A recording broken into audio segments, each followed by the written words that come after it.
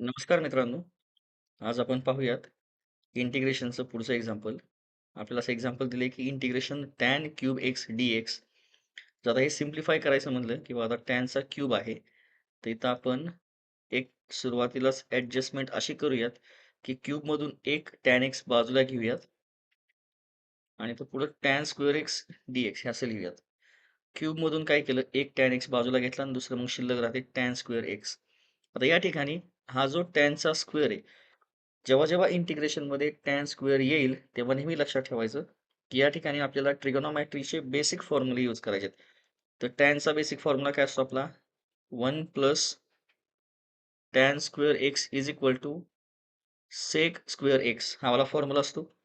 आता इथं फक्त आपल्याला टॅन एक्स आहे, तर आपण काय करायचं, हा जो +1 आहे, तो या इज इक्वल टूच्या राइट साइडला जर घेतला, तो बनणार आहे -1. इथं आपल्याला मिळतंय tan square x is equal to sec square x -1. मग आता आपण या इंटिग्रेशनच्या ह्याच्यामध्ये या टॅन स्क्वेअर एक्सच्या ऐवजी हे सेक स्क्वेअर एक्स -1 इथे यूज करू शकतो. मग हे जर आपण यूज केलं, तर आपल्याला मिळतं इंटिग्रेशन हे टॅन एक्स आहे तसं ब्रॅकेटमध्ये या टॅन स्क्वेअर एक्सच्या ऐवजी आपण ही त्याची व्हॅल्यू घेऊयात सेक स्क्वेअर एक्स -1 आणि इंटू डी एक्स. आता पुढची स्टेप काय करता येईल, की हा जो टॅन एक्स आहे, हा ब्रॅकेटमध्ये या दोन्ही सुद्धा व्हॅल्यूला मल्टिप्लाय होऊन जाईल. तर मिळणार integration tan x into sec square x, तर मिळते tan x into sec square x minus हा टॅन या 1 ला मल्टिप्लाय होऊन जाईल, तर मिळते टॅन एक्स आणि हा पुढचा dx आहे तसा.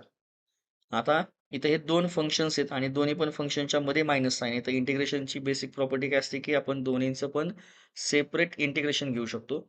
तसं जर आपण सेपरेट इंटिग्रेशन घेतलं, तर काय मिळणार? Integration tan x into sec square x dx हे झालं पहिलं, मायनस आणि इंटिग्रेशन टॅन एक्स डीएक्स हे झालं असं दुसरं.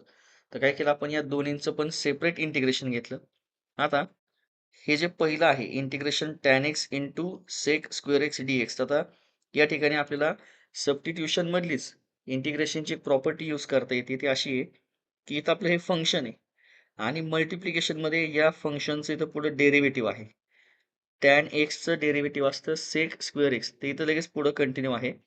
आपल्याला काय करता येईल, ते बघा प्रॉपर्टी अशी असते. मी प्रॉपर्टी या ठिकाणी लिहितो, की इंटिग्रेशन जर समजा फंक्शन आहे, फंक्शनची काही ना काहीतरी पॉवर आहे, कॉन्स्टंट पॉवर आहे, इंटू पुढं लगेच मल्टिप्लिकेशनमध्ये त्याच फंक्शनचं जर डेरिव्हेटिव्ह असेल, ह्या फंक्शनचं डेरिव्हेटिव्ह असेल, तर आपल्याला हे फंक्शन आहे तसं मिळतं.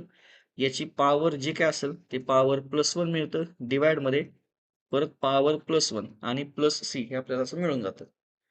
म्हणजे फंक्शन आहे तसं मिळणार. त्याची पॉवर जी काही असेल ती 1 ने वाढणार. डिव्हाइडमध्ये परत तेच पॉवर +1 असं मिळून जातं. फक्त कंडिशन अशी की या फंक्शनचं इथं लगेच पुढं मल्टिप्लिकेशनमध्ये असं डेरिव्हेटिव्ह हवं, जे की या ठिकाणी आहे. मग आपण ही वाली प्रॉपर्टी याला यूज करू शकतोय. म्हणजेच या पहिल्या टर्मचं जे काही ॲन्सर असणार आहे, ते आपल्याला टॅन एक्स आहे तसं मिळून जाईल. आता या ठिकाणी टॅन एक्सची पॉवर काहीच नाही म्हणजे 1 असणार आहे. मग इथं मिळणार 1 + 1 डिव्हाइडमध्ये 1 + 1 हे मधलं मायनस आहे तसं. आता इंटिग्रेशन ऑफ टॅन एक्स हा तर आपल्याकडे डायरेक्ट फॉर्म्युलाच आहे. टॅन एक्सचं इंटिग्रेशन हे असतं लॉग ब्रॅकेटमध्ये सेक एक्स. आता दोन्ही सुद्धा इंटिग्रेशन झालेले आहेत. मग इथं आपण पुढे घेणार प्लस सी. फक्त आता हे सिम्प्लिफाय करायचं आहे. तर हे मिळणार टॅन 1 + 1 म्हणजे 2 म्हणजे इथे येऊन जाईल स्क्वेअर एक्स डिव्हाइडमध्ये हे पण 1 + 1 म्हणजेच 2 मायनस लॉग ब्रॅकेटमध्ये सेक एक्स प्लस सी हे आहे तसं बघा. हे झालं याचं फायनल ॲन्सर. या इंटिग्रेशन टॅन क्यूब एक्स डीएक्सचं हे असं असणार आहे हे फायनल ॲन्सर.